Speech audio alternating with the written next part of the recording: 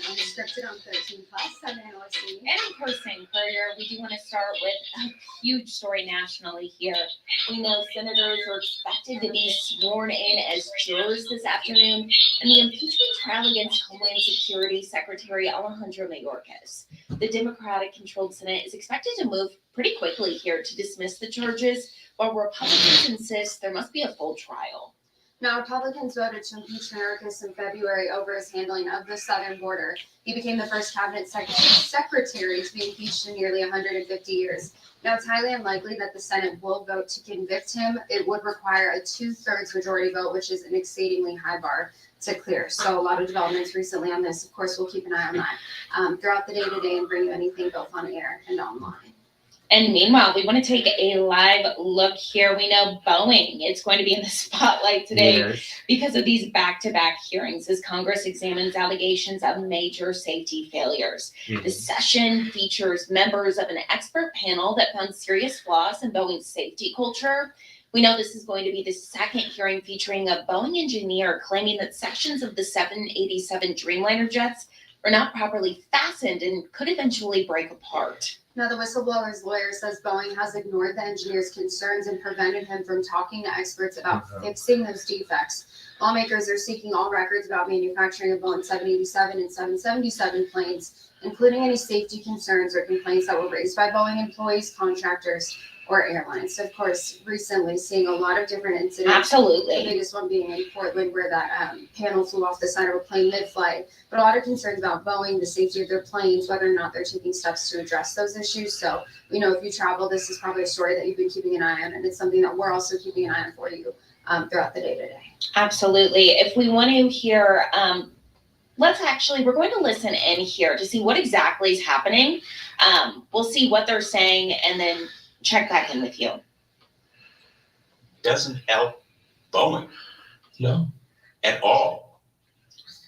And again, this focus on stock price, on quarterly profit, on money over safety is a bad investment. It is malpractice beyond simply a broken safety culture. The expert panel of the FAA said something that I thought was pretty telling. Quote, "A safety culture is not something that springs up ready-made from near-death experience. Rather, it emerges gradually from the persistent and successful application of practical and down-to-earth measures, like giving you a bonus for your courage and your insights, rather than, in effect, threatening and penalizing you." Yes. Dr. Pruchnicki, am I correct in that kind of observation about safety culture, that it has to be the result of persistent, step-by-step, down-to-earth actions by management that is really committed to safety, not just in word, but in deed, and it has to put its money where its mouth is? No, you're exactly right. And this is part of the four parts of a safety culture, that you do have these reward systems in place.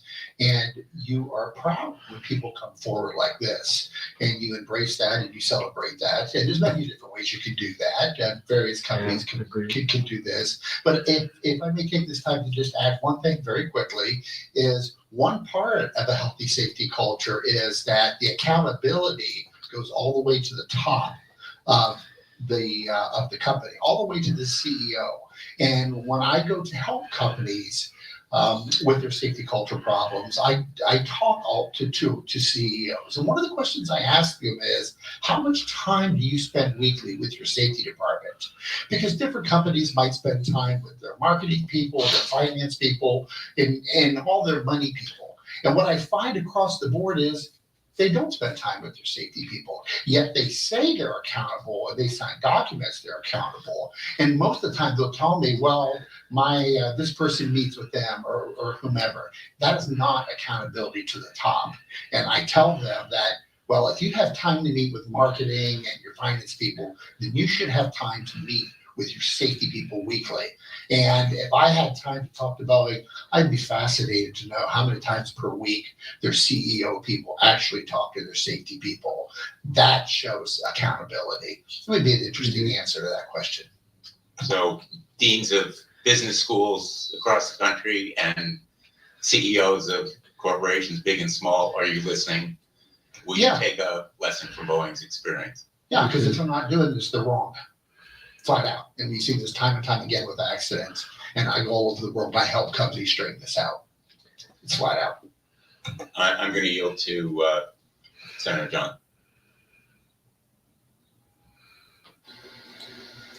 So again, just listening in on those Boeing hearings there, and kind of what we expected, a lot of focus on safety and the just environment when it comes to safety concerns at Boeing, them saying, you know, if there were concerns around safety, they would praise the person, the whistleblower in this case, who came forward with their concerns. They wouldn't be concerned about their stock price. It would be an environment where they were more concerned about the safety of the people who were flying on their flights than they were about their financial profits. And so this is something, again, that we're going to keep an eye on throughout the day. Listen in on it and let you know what comes out of it. Because again, if you fly, if you've ever been on one of those planes, if you check what plane you're flying on, chances are you've been on one of those Boeing planes. So a lot of people obviously concerned about how this will impact air travel moving forward. Yes. And turning now to another national story that we've been following for the past couple of days here. We know the first 7 jurors in Donald Trump's hush money trial were seated yesterday, after lawyers grilled the jury pool about their social media posts, political views, personal lives to decide who exactly could sit in fair judgment of the former president. We know the panelists who were selected are an information technology officer, an English teacher, an oncology nurse, a sales professional, a software engineer, and 2 lawyers. Wow. 11 more people still must be sworn in before opening statements begin as early as next week. Now, the trial puts Trump's legal problems at the center of his closely contested race against President Joe Biden. It is the first of Trump's 4 criminal cases to reach trial, and it may be the only one to return a verdict before voters decide whether to elect the presumptive GOP presidential nominee. So, again, just another big story that we're keeping an eye on, and we'll let you know what comes out of that nationally. And here at home, we want to take another live look inside the courtroom as the murder trial of rancher George Kelly continues. This is after the state rested its case. It comes after the county sheriff took the stand and was questioned about how the investigation was handled. The defense says 3 witnesses told investigators that Kelly shot Gabriel Butamia, but that they should have been suspects since they were also at the scene. Now, they also questioned why this was not investigated as a possible robbery for drugs or money that Butamia might have been carrying, even though neither of those things were actually found on his body. Now, Kelly could be asked if he wishes to testify this morning. Not George Kelly on the stand right now. We'll go ahead and just listen and see what they're saying so far. But again, something that we're keeping a really close eye on today, because hopefully this will come to an end and the jury deliberations will happen sometime soon. Because again, we're heading into week 4 of this trial. So it's been a long drawn out thing. It's a term of interview with the victims to reaffirm their statement. Don't you believe that that's a little bit suggestive when you say, are you sure it was that close? Well, the question is subjective as to the response, and so I would say just my interview with the victim. Well, let me ask you this. He gives you this distance away from the border wall that this happened. When you heard that, based on your knowledge of the area, and you know the ranch, you know where it is in relationship to the border wall, based on his statement, did you believe that that statement made sense with the knowledge that you had of the area? To the victim, it made sense. But to you, did it make sense? No. Okay, because you know the area, right? Yes. And the distance he was giving you was way too close to the border wall to make sense. That's correct. And so you said, are you sure you were that close? Or words to that effect, right? That's correct. Okay. My pages are off, so give me a moment. I hope I can find this one. Do you at some point, you talked to him about a distance that a person, specifically the shooter, was when the shooter was shooting at him, right? Do you recall having a conversation with him about that? Yes, ma'am. And he gave you another distance in that instance, right? I believe so. Then, do you recall asking him or doing something similar with that distance, saying, are you sure you were that close? That's really close. Do you recall a conversation to that effect? That's correct. And was that sort of the same scenario? He's giving you a distance that doesn't make sense based on what you understand, and so you're asking him if he's really sure about that. That's correct. Fair enough? Okay. Do you remember at some point during this interview taking him outside to measure some distances? That's correct. Why did you do that? Just to have the knowledge of his perception of distance. And how was his perception of distance? I believe it wasn't accurate. It was or was not accurate? It was not accurate. Okay, and why did you believe that? He was just nervous. I don't know, I think it was just his demeanor as to his exposure to the interview itself. I'm asking you, what about his perception of distance do you believe was not accurate? Let me back up a little bit. You take him outside to actually measure something. Just Do you not recall measure. that?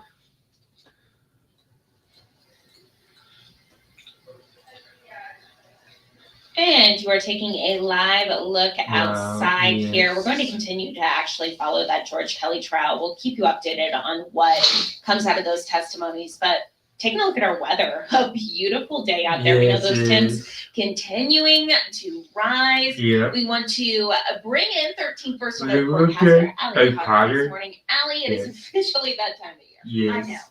Oh, brace Yes. yourself, Especially especially Yes. this now. weekend, but now it's starting to feel like cool weather, but it's like kind of Yes. weird because It was so cold. it's cold. Yes. And now it's not. No. Yeah. Hot tub, you know. Y'all, Yeah, I I know. I've been inside just like basking in the sunshine. I'm like, I'm Yeah. such a better You're a lizard. lizard. This week. I don't know why. And it's just Yes. because like you just stand there and it's the sunshine. Yes, But I'm sorry, gonna be yes. sick of it by Well, next once it week. gets to the Yes. triple digits, Yes. I think Right. that's a different story. But Yes, right now, it it's is. still enjoyable outside. Yes, It's it really is. nice, especially Yes. right now, though. Yeah.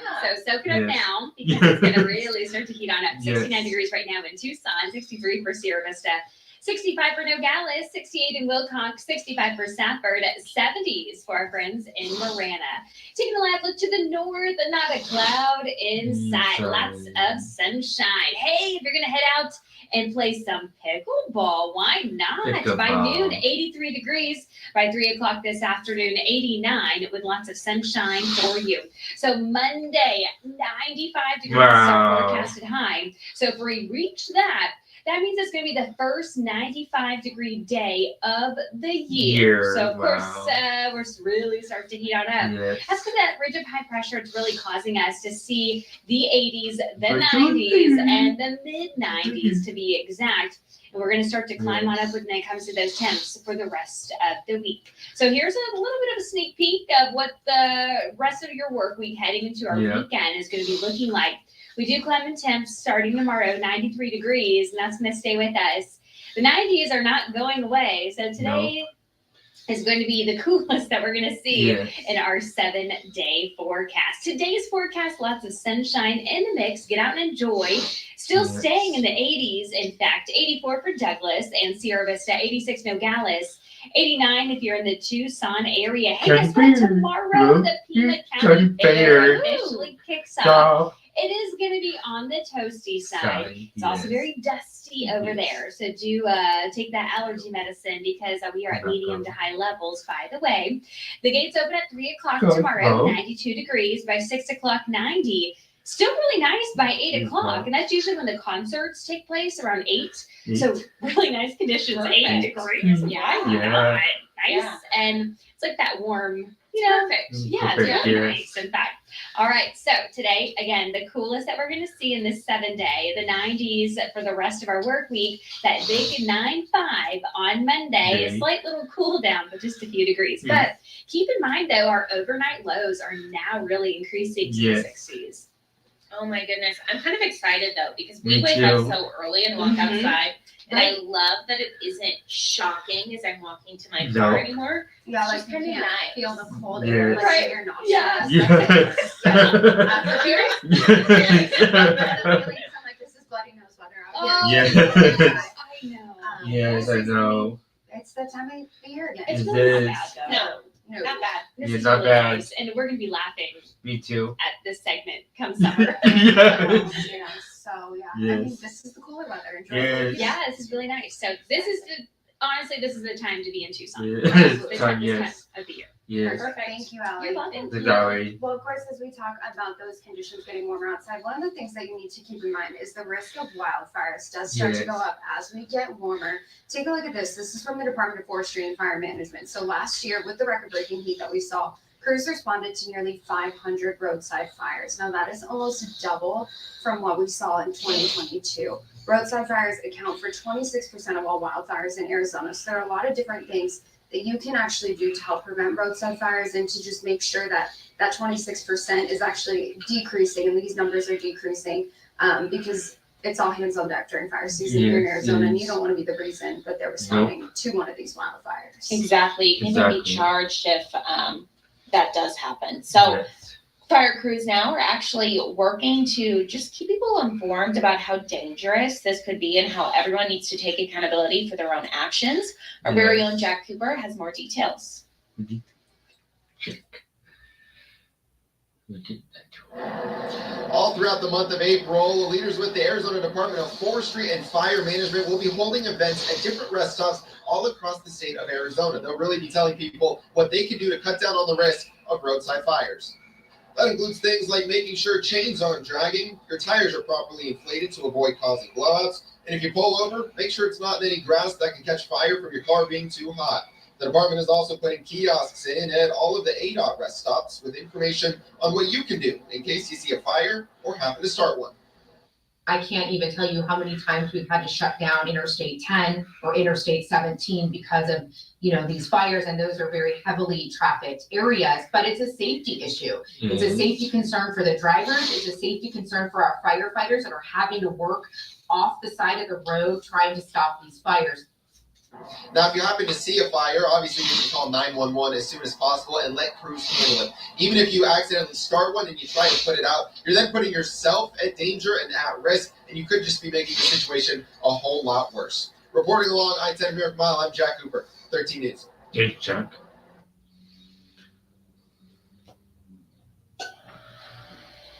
And that event that Jack was just talking about, you can see right here, it is actually on Friday, April 19th. It's going to be at the Texas Canyon Rest Stop between 11 a.m. to 1 p.m. That is between Benson and Wilcox. There's going to be fire crews there, engines, even Smokey Bear is going to be there. So if you're interested in going out and learning a little bit more on how you can do your part, you can head on out to the Texas Canyon Rest Stop on Friday. Smokey Bear, the best part. The best part, Yeah. absolutely. Do you always share a Yeah. birthday? Smokey Bear. Really? Yeah. Oh my Like, goodness. Wow. I love that.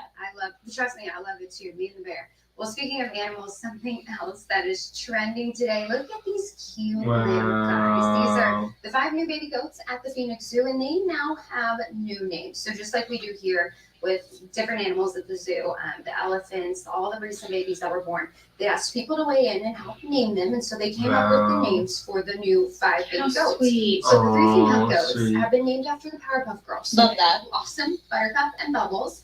And the 2 boys are Wow. Baby and Flower. Oh, Cute. sweet. I So love them. cute. I think they're so I think chaotic. they're actually terrifying. Really? Because you never know what they're going to do. Chaotic is a Yeah. perfect way to So describe them. cute. Just chaos. If you Yes. bring like a cup of the little food towards them, they all just start like trying to Yeah. go through the fence, Yeah. and I typically just throw it and run away. No Yeah. manners, these goats. No They look very- manners. very nice. No. I love the names. But they are Yeah. super cute. Baby Yes. goats, that's a little different. Yeah, like the pygmy goats. They're Me very, too. very cute. Yeah. Well, speaking of naming animals, keep in mind that if you have not voted yet on the new name for that new elephant calf at the Reed Park Zoo, today's the last day that you Oh, can vote. geez. There's actually about 10 minutes left. They're going to close the poll at 10 o'clock this morning. So Oh, you can see that there last on the time. website, this is where you go to vote. You have 10 minutes left to do so. You can pick. Aw. So cute, so tiny. Yeah. Even though not really that tiny, Yes. probably weighs more than us. But if you take a look at the names, so there's Meru, Salika, and Zuma. Those are the 3 different names. So Meru is in honor of Tanzania's Mount Meru. There's Zalika, which means well-born in Swahili, and then Zuma in honor of the Zuma Rock Formation in Nigeria. Should we just go ahead and vote for Zuma one more time? One more time, just to make sure. I've told everybody to do this name. I'm gonna get an email from the Reed Parks. Can you stop trying to sway people? We do. So yeah, this closes at 10 o'clock this morning. If you'd like to vote, you have 10 minutes to do so.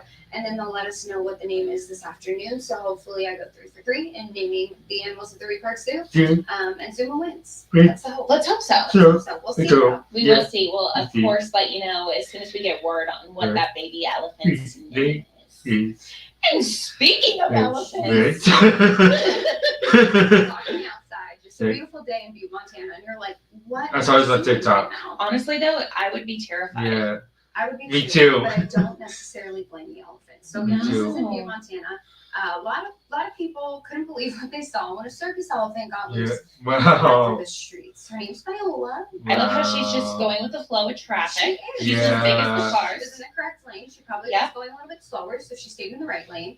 Viola got spooked by a vehicle, and she took off from the circus. So she made it about half a block from her initial location before her handlers were able to corral her and put her back in the trailer. Now, no one, including the elephant, was hurt during that 20-minute escape. Wow. I have so many questions. One, Me too. how does an elephant escape Yeah, without me anyone too. knowing the elephant escaped? I mean, Which makes me nervous about the Me elephant. too, yeah.